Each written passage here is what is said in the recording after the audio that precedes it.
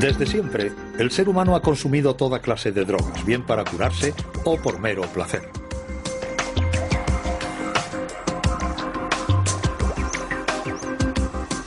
Drogas y cerebro, tabaco y alcohol, venenos a la venta libre. Alcohol, cocaína, morfina, pero todas ellas hacen mella en el cerebro.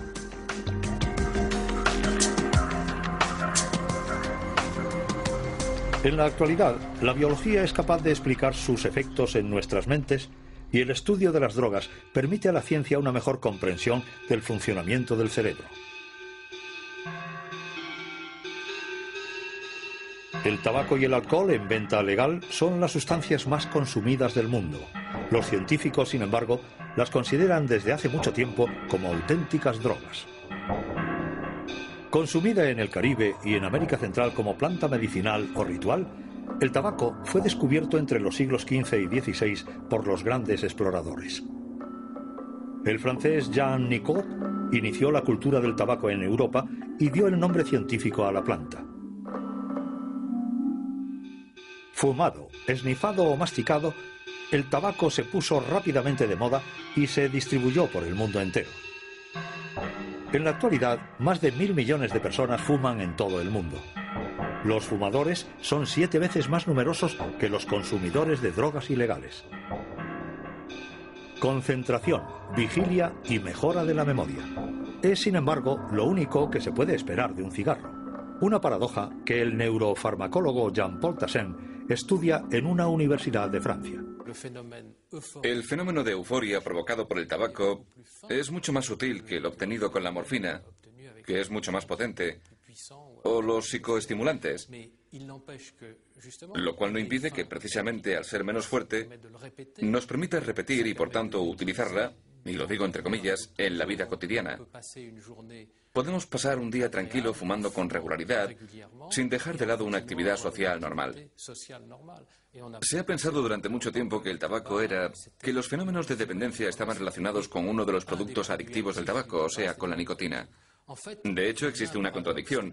Todas las sustancias que provocan adicción en el hombre, como las anfetaminas, la heroína, la morfina o la cocaína, consumidas por los animales rápidamente y en cantidades importantes, les vuelven dependientes de estos productos. Pero si se les proporciona nicotina a los animales, no les va a interesar en absoluto. Los animales fuman simplemente porque sí. Por contra, los mensajes de salud pública apenas logran algo contra la dependencia de los hombres a los cigarrillos. Y la nicotina, el ingrediente principal del tabaco, ha sido largamente para los científicos el culpable fundamental. If you think this looks ridiculous, remember, smoking is just as unnatural for you as it is for them.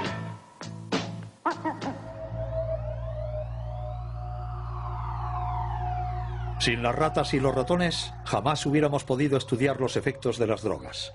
Comparten un gran número de sus genes con nosotros y las drogas desencadenan las mismas tempestades en sus cerebros. De hecho, la humanidad entera tiene una deuda moral con estos pequeños animales. Podemos drogar a las ratas, manipular sus genes e incluso diseccionarlas. Es la triste, pero necesaria labor diaria de los laboratorios que comparan el estado de estas ratas con las ratas controladas o normales. En su laboratorio de Burdeos, santo y seña en el estudio de las drogas, Martín Cadot estudia el comportamiento de las ratas frente a la nicotina. Es cierto que la nicotina es una droga de abuso, contradictoria, pues de hecho posee propiedades adictivas extremadamente importantes, y esto sin tener en cuenta sus propiedades psicotrópicas tan poderosas. Digamos, por otra parte, que la nicotina no provoca cambios en el estado de la conciencia, contrariamente a lo que sucede con el alcohol, la cocaína o la heroína. El hecho de fumar, de consumir tabaco, aumenta la capacidad de concentración, la capacidad de reflexión y el nivel de alerta. Estas son las propiedades estimulantes del tabaco, pero al lado de ellas posee también propiedades calmantes en el sentido de que el hecho de fumar, y esto es una experiencia subjetiva vivida por el fumador, reduce el estrés. Mucha gente fuma precisamente en situaciones estresantes, así que es aquí donde encontramos los dos aspectos del efecto de la nicotina como algo en absoluto antinómico. Se da en muchas sustancias consumidas por el hombre. El alcohol, por ejemplo, puede tener efectos estimulantes y al mismo tiempo calmantes.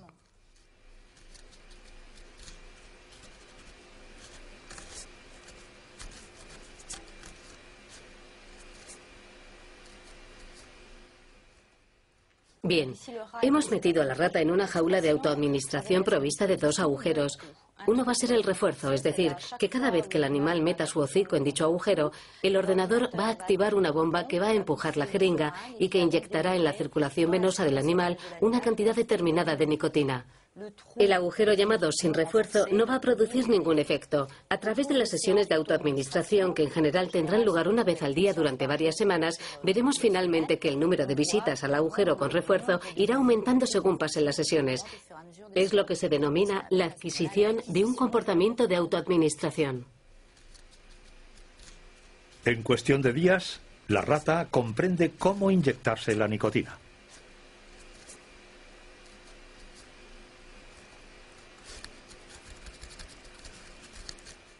Por debajo de una determinada dosis, el animal no percibe la nicotina y no se autoadministra la droga, pero por encima de esa cantidad, la dosis se vuelve perceptible.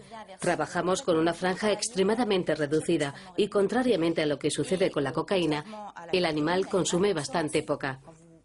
Cuando alguien se fuma un cigarrillo, el humo del tabaco penetra dentro de sus pulmones, concretamente en la zona de los alveolos pulmonares, altamente irrigados de sangre. La nicotina, por ejemplo, pasa increíblemente rápida a través de los alvéolos y es conducida de manera veloz hasta el cerebro.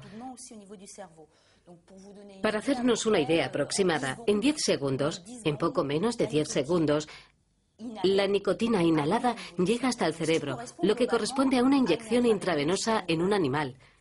O sea, que a nivel de correspondencias de dosis es más o menos lo mismo. Es decir, para alguien que se fume, por ejemplo, un paquete al día, bueno, eso depende evidentemente de cómo uno se fume el cigarrillo. Si es una persona que le dé grandes caladas, que inhale muy fuertemente el tabaco, o más bien alguien que deje los cigarrillos a medias. Al final se van a ver diferencias de niveles de nicotina bastante considerables. Pero globalmente alcanzan más o menos unas concentraciones de nicotina que son equivalentes, en relación al peso, claro está, al peso del individuo. Así que para alguien que, por ejemplo, se fume un paquete de cigarrillos al día y considerando que a cada cigarrillo le dé 20 caladas, por 20 cigarrillos por paquete, da un total aproximado de 400 inhalaciones de nicotina al día. Es el equivalente a 400 inyecciones intravenosas de nicotina. Por tanto, es mucho, ¿no?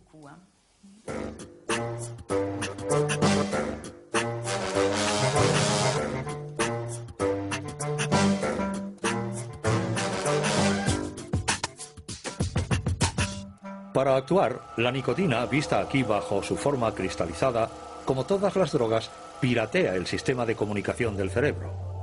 Pues nuestro cerebro se pasa la mayor parte del tiempo hablando consigo mismo. Su buen funcionamiento se basa en el diálogo incesante entre nuestros 100 millones de células nerviosas, las neuronas. Para hacer circular la información, las neuronas envían mensajeros químicos denominados neurotransmisores. Bien sea el dolor, el placer o el ritmo en el intercambio de información, los neurotransmisores regulan un equilibrio sutil y complejo del que depende el conjunto de las funciones de nuestro organismo. Entre cada neurona existe un pequeño espacio en el que reina una intensa actividad. Es aquí, en la sinapsis, en donde actúan los neurotransmisores. Para hacer circular la información de una neurona a otra, se dirigen a sus receptores correspondientes.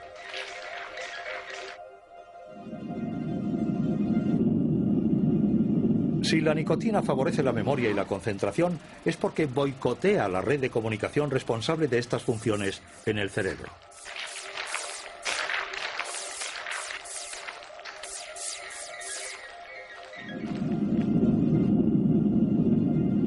Es la red de la acetilcolina, ACH.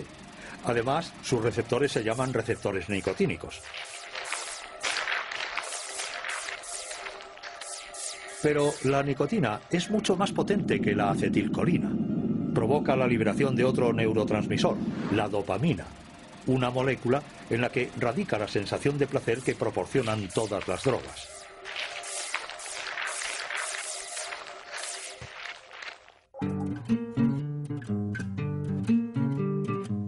Sin embargo, desde hace algunos años se sabe que la nicotina no es la única culpable. Se sospecha que tiene cómplices.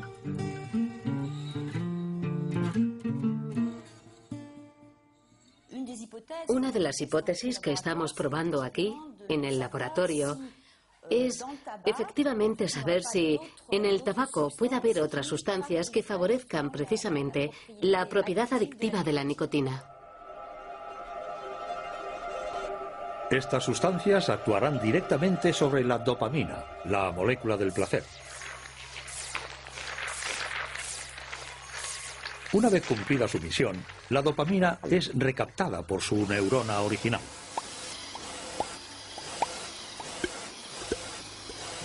En este momento, una molécula es la encargada de destruirla. Se trata de la monoamina oxidasa, o MAO.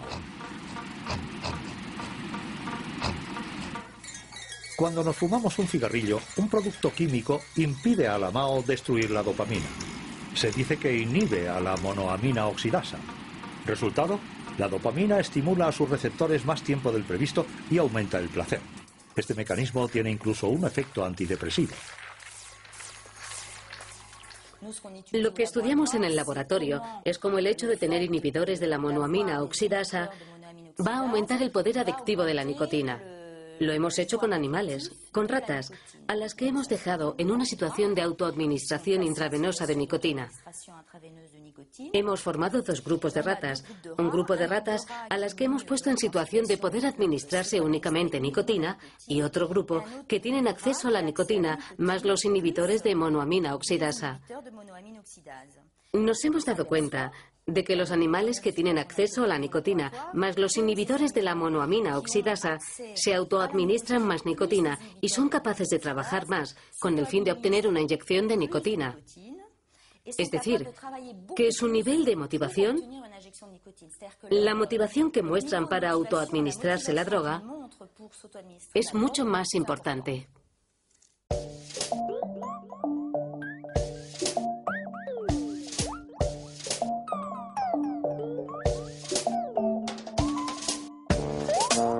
Conclusión del experimento. La nicotina no es seguramente la única responsable de la adicción al tabaco. Entonces, ¿cuáles son las otras moléculas implicadas? Los científicos aún siguen tratando de averiguarlo, y es que tienen dónde elegir. Se sabe que hay hasta 4.000 productos químicos en el humo del tabaco.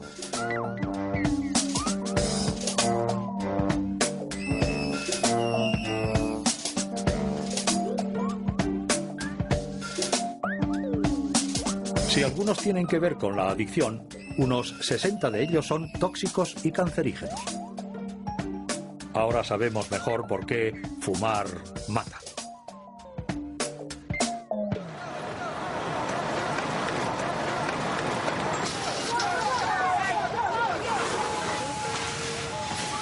Desde cáncer a enfermedades cardiovasculares.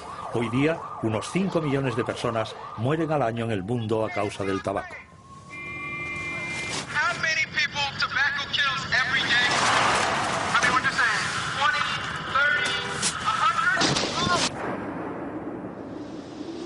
You know what? We're going to leave this here for you so you can see what 1,200 people actually look like. Et je danse de tout mon cœur, car je vais grandir. Si, si. Et quand je serai moins petite, je fumerai comme un sapeur. Et elle fumait, comme des sapeurs, comme si déjà elle voulait battre l'homme sur son propre terrain. Concours de la plus jolie fumeuse en 1927. Pour ces dames, l'herbe à Nico remplace soudain le thé de 5 heures, la garçonne s'efface dans des volutes de paradis artificiels et Marilyn Monroe perce déjà sous la femme sapeur. Mademoiselle Maud Lottie est proclamée la plus gracieuse fumeuse de France du concours organisé par le fumeur et par Paris qui chante. Concours de cigare vitesse. Messieurs, préparez-vous. Vous êtes prêts? 1930. Aux hommes, comme d'habitude, il reste l'effort athlétique, la rage de vaincre les femmes à la pointe du mégot, même si certains retrouvent au Monsieur Freud des gestes d'enfants pour suçoter leurs cigarettes, comme la tétine d'un biberon. Los cigarrillos no hacen su aparición hasta mediados del siglo XIX. Pronto serán producidos a escala industrial. Pero es en el siglo XX cuando su consumo se dispara, animado sobre todo por la distribución gratuita entre los soldados.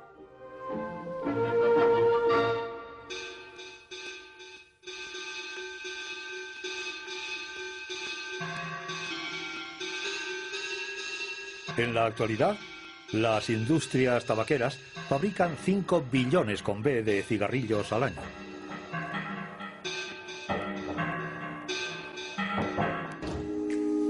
Let me take your hand, try to understand. I will always care. Campañas impactantes, aumento del precio, prohibición de fumar en lugares públicos. El consumo de tabaco está bajando en los países desarrollados, pero los que viven de los cigarrillos no corren el riesgo de caer en la quiebra. En los países pobres, la mitad de sus habitantes son fumadores. Los científicos creían saber todo acerca de la nicotina, pero aún les tenía reservadas sorpresas nefastas. Pier Vincenzo Piazza sospecha incluso que daña a las neuronas. Cuando se deja de fumar, uno de los efectos fundamentales del mono son las perturbaciones de la memoria y alteraciones cognitivas importantes. La cuestión es saber por qué ocurre eso. Se ha descubierto que hay 2 zonas específicas en el cerebro en las que hay una gran regeneración de neuronas. Existen unas neuronas que son regeneradas de una manera continua en una región del cerebro que se llama hipocampo. Estas nuevas neuronas parecen ser importantes para la memoria. Hemos tratado de averiguar cuáles eran los efectos de la nicotina sobre estas neuronas, sobre estas neuronas inmaduras, sobre estas neuronas bebé, pero en un cerebro adulto, y que son necesarias para ciertos procesos cognitivos. Y hemos visto que la nicotina tiene unos considerables efectos negativos sobre las neuronas. Han reducido su producción a un 50% aproximadamente. O bien mata o bien bloquea la producción de nuevas neuronas en esta zona del cerebro, en un 50%. Todavía nadie sabe si estos daños son irreversibles. Hay unos lazos aún más fuertes entre la nicotina y la memoria. Gran conocedor de la acción de la nicotina, Hervé Allen no es, sin embargo, un experto del tabaco, sino un especialista en la enfermedad de Alzheimer. La enfermedad de Alzheimer es hace tiempo se decía, un acto degenerativo de las neuronas. Es decir, que nuestras neuronas, que son las células nobles del cerebro, son las que aseguran, entre otras cosas, la síntesis de neurotransmisores, las sustancias necesarias para las conexiones entre las diferentes zonas del cerebro. Son células degenerativas que mueren.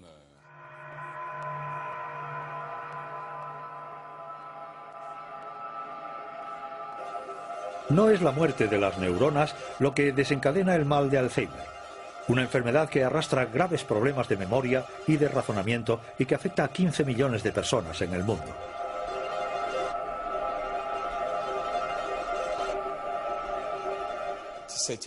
Fue un gran descubrimiento saber que eran las neuronas del hipocampo las que sufrían las primeras, pues el hipocampo es un poco como el disco duro de nuestra memoria. Es ahí donde la información, los recuerdos, empiezan a ser almacenados. Y una vez que el hipocampo hace su trabajo, la memoria a largo plazo va a estar como en una biblioteca localizada en diferentes áreas del córtex.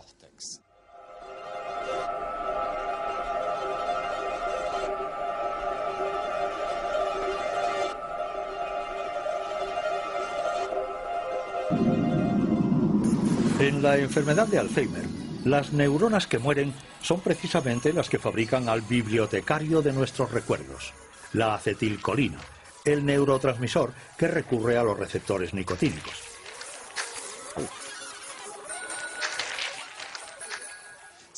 Estos receptores nicotínicos intervienen en el proceso de la memorización, intervienen en nuestra capacidad de mantener la atención. Cuando vemos la televisión o charlamos con alguien, escuchamos. Es necesario escuchar para seguir la conversación. Pues bien, esta posibilidad de escuchar lo que nos cuenta otro o ver lo que hace otro es lo que se denomina atención. Y la atención está altamente condicionada por el buen funcionamiento de los receptores nicotínicos. No se trata solamente, al estimular estos receptores nicotínicos, de mejorar el funcionamiento de la memoria, de nuestra atención, sino al mismo tiempo, y eso hay que probarlo en el hombre, de quizá disminuir e incluso detener la toxicidad de uno de los enemigos número uno del hombre, el Alzheimer. Vean cómo hemos pasado por el tabaco, por la nicotina. Es ya viejo el descubrimiento de la nicotina, de los receptores nicotínicos, hasta llegar a la neurobiología más contemporánea. Todos los grandes equipos del mundo trabajan en lo que acabo de decir, o sea, en cómo se explica que estimulando un receptor podamos jugar con la vida o la muerte de unas células o con la toxicidad de ciertos productos.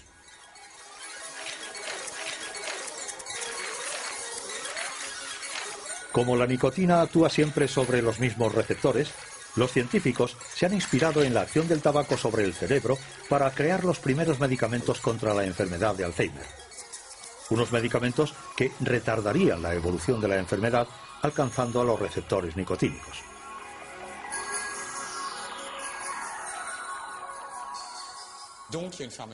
Así que hay una farmacología de los receptores nicotínicos que responde a la misma estrategia o a la misma hipótesis de este déficit en el funcionamiento de la acetilcolina en el cerebro. Pero en lugar de actuar sobre el neurotransmisor, va a hacerlo sobre los receptores. Así que me dirán, entonces mejor darles tabaco a los enfermos de Alzheimer. Durante mucho tiempo se creyó en efecto que el tabaco era un factor de protección.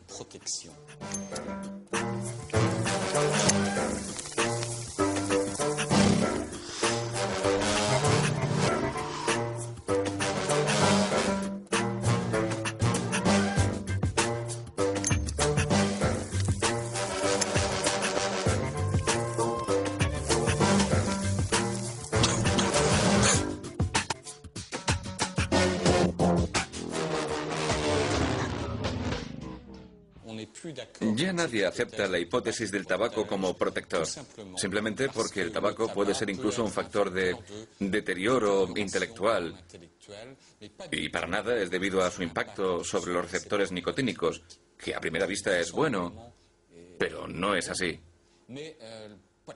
Al mismo tiempo, el tabaco degrada también la vascularización. El Alzheimer hace más frágiles los vasos sanguíneos. Es por esto, y resumo, por lo que los primeros estudios decían que el tabaco podía prevenir contra la enfermedad de Alzheimer. Todo esto ha sido echado por tierra a causa de este efecto nefasto y deletéreo del tabaco sobre los vasos sanguíneos del cerebro. Por tanto, hoy la tendencia, y es el mensaje que hay que transmitir, es que el tabaco ahora, en la actualidad, es considerado todo lo contrario, es un factor de riesgo a la hora de padecer Alzheimer. Vasos sanguíneos más frágiles en el cerebro, adicción, componentes tóxicos, deterioro de las neuronas. No hay duda, el tabaco no es el mejor amigo del cerebro y es aún más nocivo.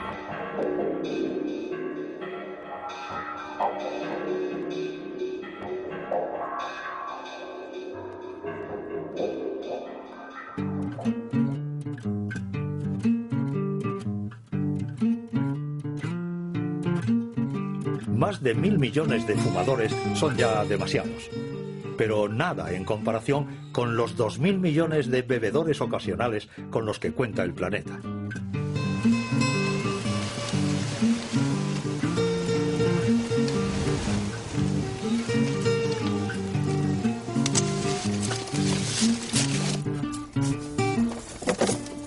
A la venta en la mayor parte de los países del mundo, el alcohol puede ser obtenido por la fermentación de frutas o cereales ricos en azúcar o por destilación.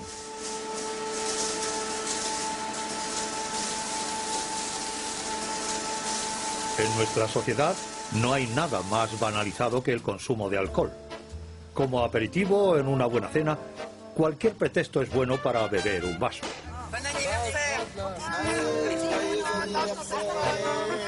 Las palabras alcohol y droga son raramente asociadas, sobre todo en Francia, donde un 20% de la población abusa de la bebida.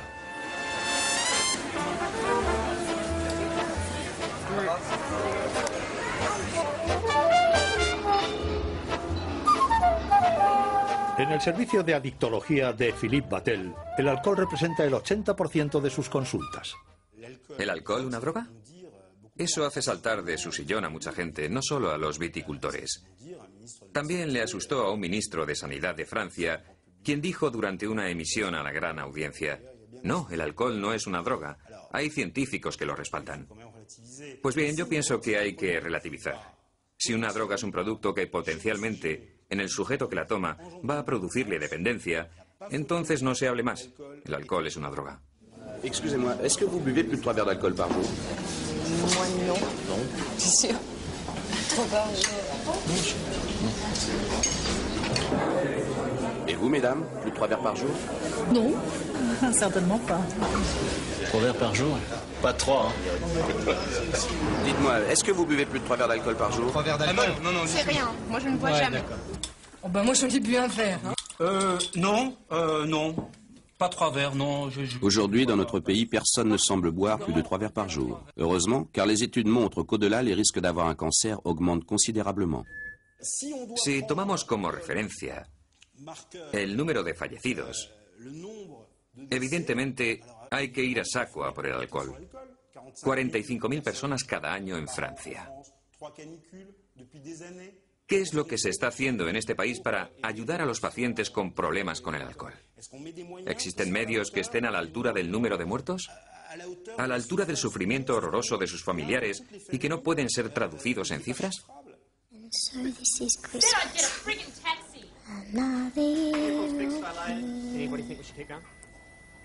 And you want just begun.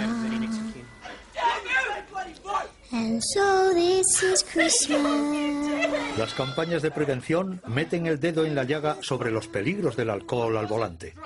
Se olvidan de la violencia familiar y de las depresiones que acompañan a menudo al alcohol. El alcoholismo, como mal en sí, parece algo anecdótico en las campañas de salud pública y afecta, sin embargo, a 76 millones de personas en el mundo. El alcohol, como todas las drogas, altera el cerebro profundamente. Let's hope it's a good one. Su impacto sobre el cerebro es tan complejo que incluso investigadores como Philip Godwood lo apodan la droga sucia. El alcohol tiene además una particularidad que hace aún más complicado su estudio. Goza de una difusión extraordinaria. Es una molécula muy pequeña. Tiene la especificidad de atravesar la membrana celular y, por tanto, de distribuirse fácilmente en el cerebro, en la placenta e incluso en las neuronas. Pero el alcohol va a actuar sobre muchos receptores diferentes, incluso en el interior de la célula, lo que lo hace más complicado, porque no se puede estudiar un receptor que va a ser un factor clave en los efectos neurológicos y psicológicos observados después de haber consumido alcohol.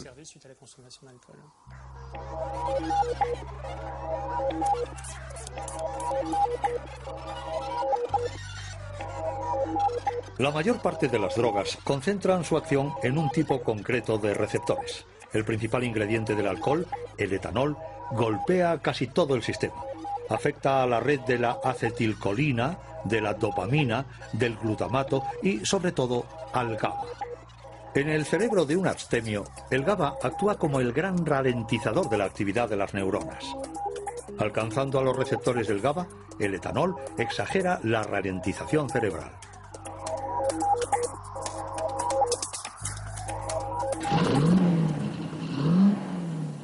Aquí es donde radica el efecto relajante del alcohol, pero también la somnolencia y la disminución de los reflejos, responsables de 1/3 de los accidentes mortales de tráfico.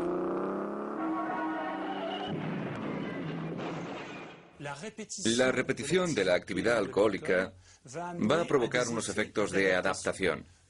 El organismo tiene una filosofía en la vida, la homeostasis. Es un término un tanto extraño, pero explica algo muy sencillo. El retorno a un estado de equilibrio. No hay nadie más conservador que el cerebro y el conjunto de los órganos humanos. Cuando alguien viene a modificar su dinamismo, sistemáticamente va a intentar buscar un nivel más adaptado a su modo de funcionamiento habitual. Como el alcohol estimula constantemente al GABA, que es un freno, un neuromodulador, entonces, ¿qué va a hacer el organismo para luchar contra esta inhibición? Porque el cerebro tiene necesidad de funcionar, debe funcionar a diario. Al despertarnos, al levantarnos a desayunar, al ir al trabajo para ganarnos la vida, el organismo va a desestabilizar a los receptores GABA. ¿Esto qué quiere decir? Quiere decir simplemente que va a tener menos receptores el GABA con el fin de evitar que le frenen demasiado. Este tipo de adaptaciones acaba por anclar el alcoholismo en las neuronas. El cerebro está obligado a inventar un nuevo estado de equilibrio. Cuando un alcohólico deja de beber, el ya precario equilibrio de su cerebro se derrumba. Es lo que crea el síndrome de abstinencia. Esto se manifiesta por las mañanas en un nerviosismo, en unos temblores algo perceptibles en las extremidades, por una confusión ansiosa, a veces una pequeña obnubilación y luego sudores, taquicardia. O sea, que el corazón late más deprisa y una hipertensión arterial. Si no se tratan estos síntomas, y por regla general son tratados por el sujeto adicto al alcohol, precisamente con más alcohol para disminuirlos, pues bien, a lo largo del día, a veces por la mañana, y de una manera extremadamente rápida y fulgurante, va a desarrollarse un gran síndrome de abstinencia con temblores en todo el cuerpo. En el plan psíquico, la obnubilación va a dar lugar a una verdadera confusión, junto a elementos delirantes que están ligados a una percepción errónea. Es decir, que hace que el sujeto interprete bajo su campo visual objetos de los cuales construirá una imagen propia. Un ejemplo, y se ve muy bien en la literatura y en el cine, es que en su delirium tremens va a interpretar una zapatilla como una rata. Va a haber miles de ratas, invadiendo gradualmente su campo visual, lo que es algo extremadamente angustioso.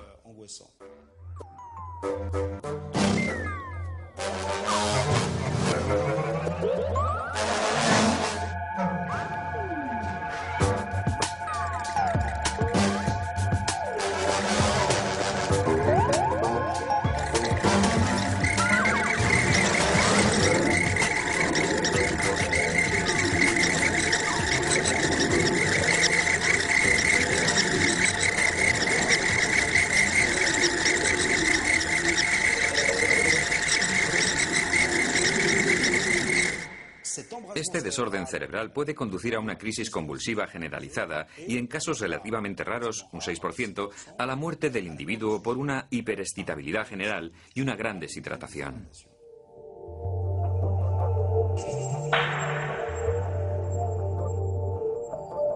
Por un mecanismo aún poco conocido, el alcohol provoca una liberación de dopamina en una pequeña región del cerebro que regula las sensaciones de placer, el núcleo accumbens, un proceso común en todas las drogas y que juega un rol crucial en la instalación de la dependencia.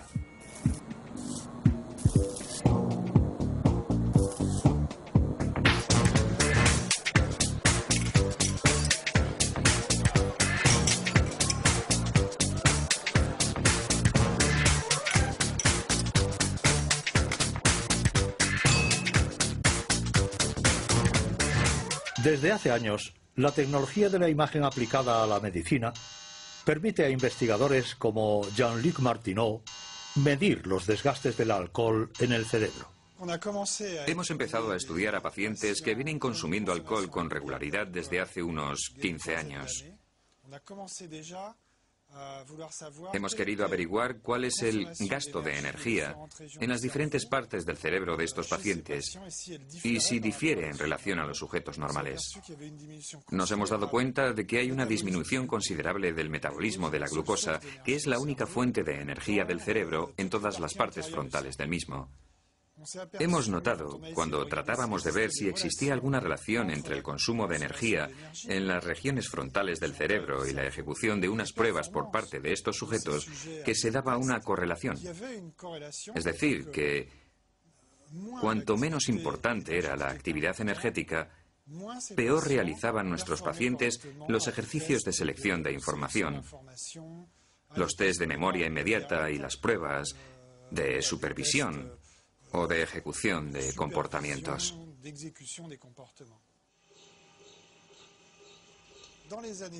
En los años siguientes hemos querido saber si detrás de estas alteraciones funcionales existían modificaciones en la estructura misma del cerebro. Para eso hemos utilizado imágenes por resonancia magnética que dan una representación excelente de la forma del cerebro, de su anatomía, de la materia gris y de la materia blanca.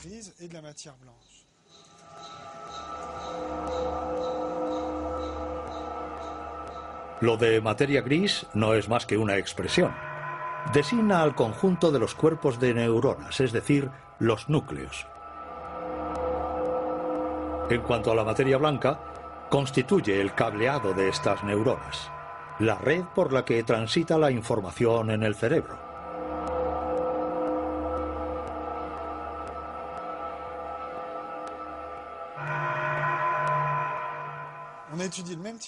Estudiamos a un mismo tipo de pacientes enfermos ingresados en el área del profesor Reynaud en el servicio de adictología de Villejuif, cerca de París.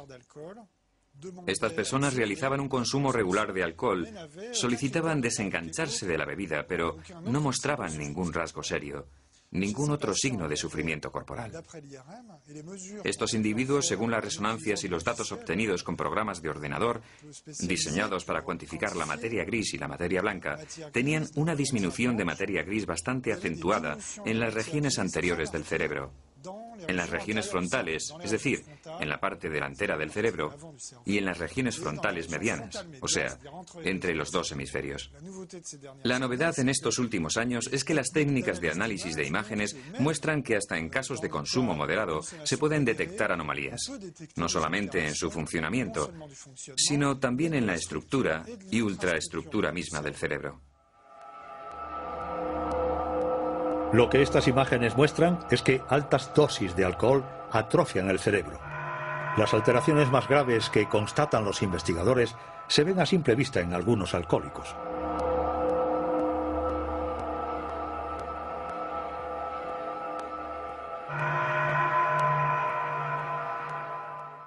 Tenemos ciertos conocimientos al respecto.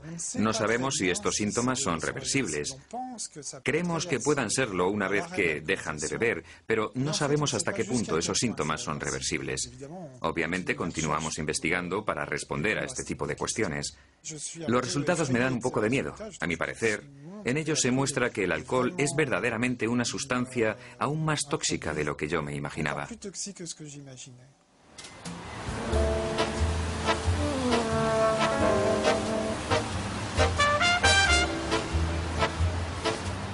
Desde hace tiempo, los especialistas en el alcohol tratan de identificar los factores de vulnerabilidad al alcoholismo. Y es la genética la que comienza a aportar las verdaderas respuestas.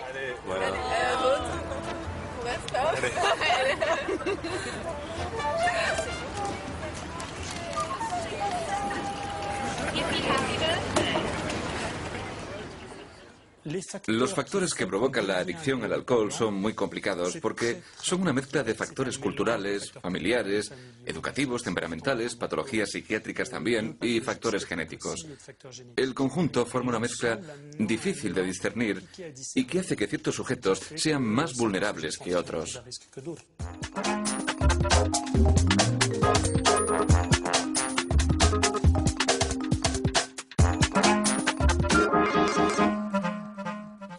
Hemos empezado a dar ya con un factor genético. No somos todos iguales de partida. En Francia, entre un 2 y un 5% de la población, una mínima parte, no puede eliminar la molécula del alcohol de su cuerpo debido a su herencia genética, algo que por otra parte no es tan malo. Pero sí, en todo caso son incapaces de eliminar el etanol, lo cual va a provocar que el metabolito del alcohol, la primera sustancia consecuencia de la degradación del alcohol, se acumule rápidamente en la sangre. Dicho metabolito es algo extremadamente desagradable de soportar. Las sensaciones de enrojecimiento y palidez al mismo tiempo, náuseas, a veces vómitos, malestar, que van a hacer que el mínimo consumo de alcohol se convierta en un cataclismo.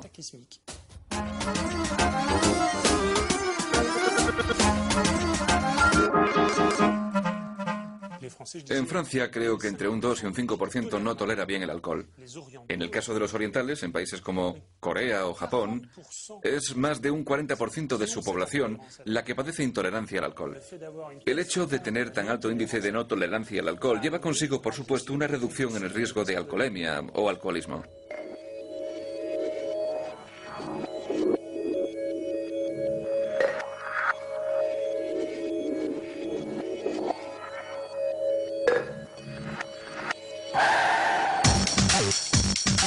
El gen que está en el origen de esta intolerancia constituye un factor de protección contra el alcoholismo. Y a la inversa, aquellos de entre nosotros que resisten el alcohol pueden encontrarse emprendiendo un mal camino.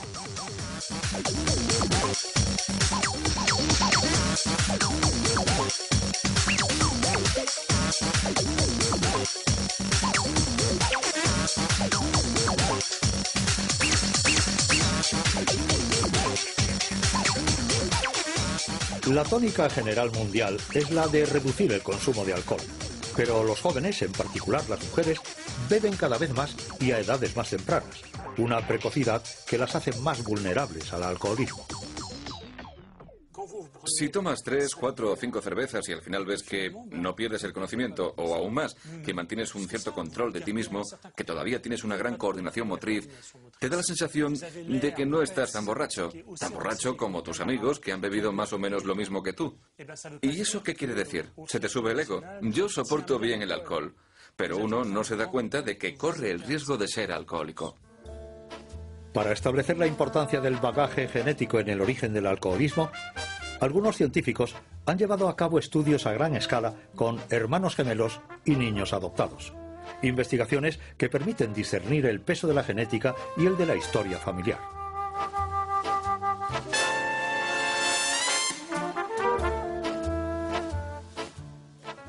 Se hicieron progresos bastante considerables hace unos 30 o 20 y tantos años, gracias a dos técnicas un tanto extrañas que permiten discernir factores que inicialmente eran difíciles de discriminar: los factores familiares y educativos. Por ejemplo, el hecho de vivir en una familia con un padre alcohólico, o los factores genéticos, el hecho de recibir los genes del padre o de la madre. Estas son técnicas que se denominan estudios de gemelos y de adopción, y se ha conseguido así distinguir claramente lo que tiene que ver con el ambiente familiar y lo que tiene que ver con los genes, lo heredado de los progenitores.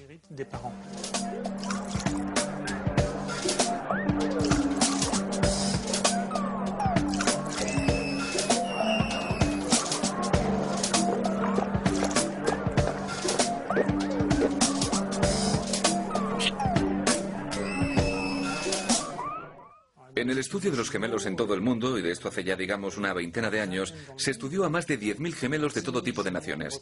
Actualmente ya se tienen unos resultados más o menos establecidos. Y contrariamente a lo que se creyó durante tanto tiempo, los factores genéticos son mucho más importantes que los factores familiares comunes. Está claro que no es lo mismo vivir en una familia en donde el alcohol corre a borbotones, donde se banaliza su consumo diario, o incluso uno de los padres hace de él un uso abusivo. Pero el hecho de heredar unos genes que favorezcan el riesgo a desarrollar este problema es aún más importante que los factores familiares, los cuales en sí no tienen efectos neutros. Por tanto, las fuentes son diversas. Actualmente se dice que los factores genéticos influyen en un 55%, es decir, algo más de la mitad de los parámetros que explican por qué podemos caer en una dependencia del alcohol a lo largo de nuestra vida. Esa mitad viene explicada por factores genéticos. Por eso es más importante de lo que se pensaba.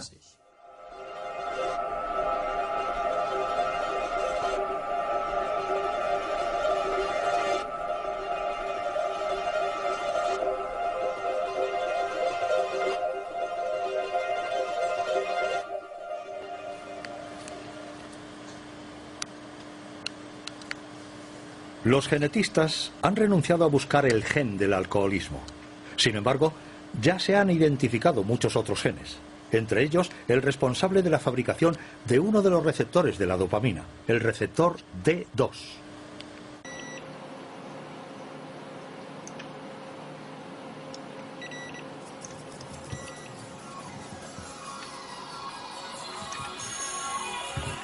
Todo el mundo tiene este gen en sus cromosomas, pero puede presentarse bajo formas diferentes denominadas alelas.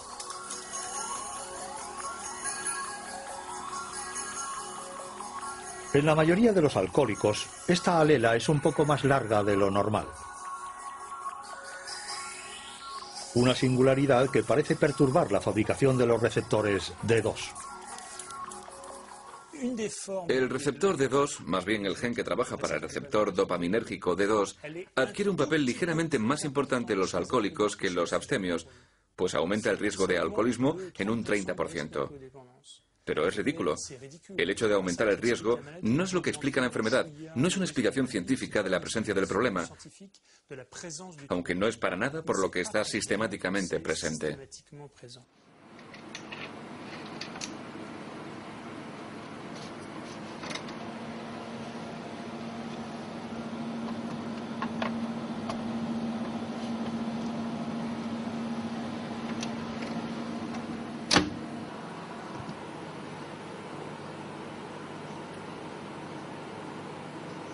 Encontramos la misma anomalía en los consumidores de cocaína y de heroína.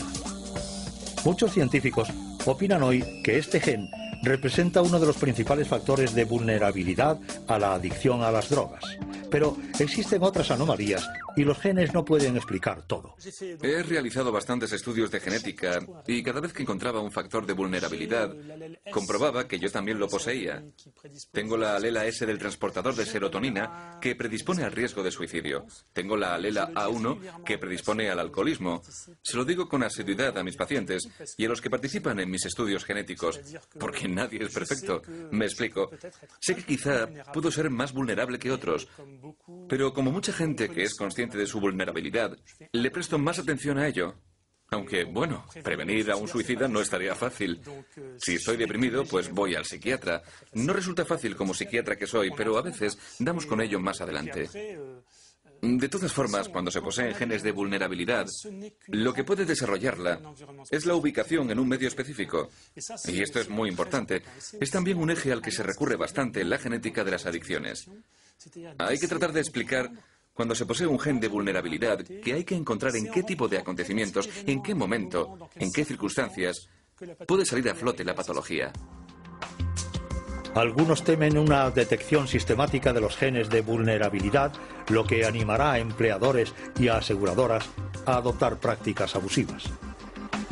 Una idea en completa contradicción con el obrar de los científicos, para quienes la vulnerabilidad no es en absoluto una fatalidad.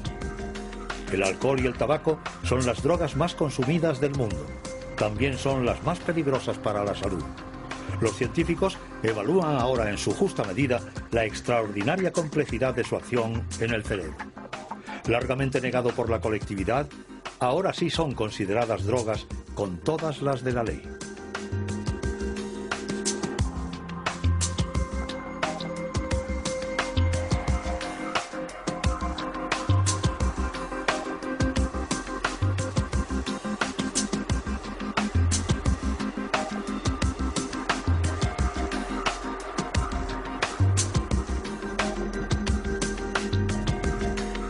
Todas las ratas y ratones que cada día en los laboratorios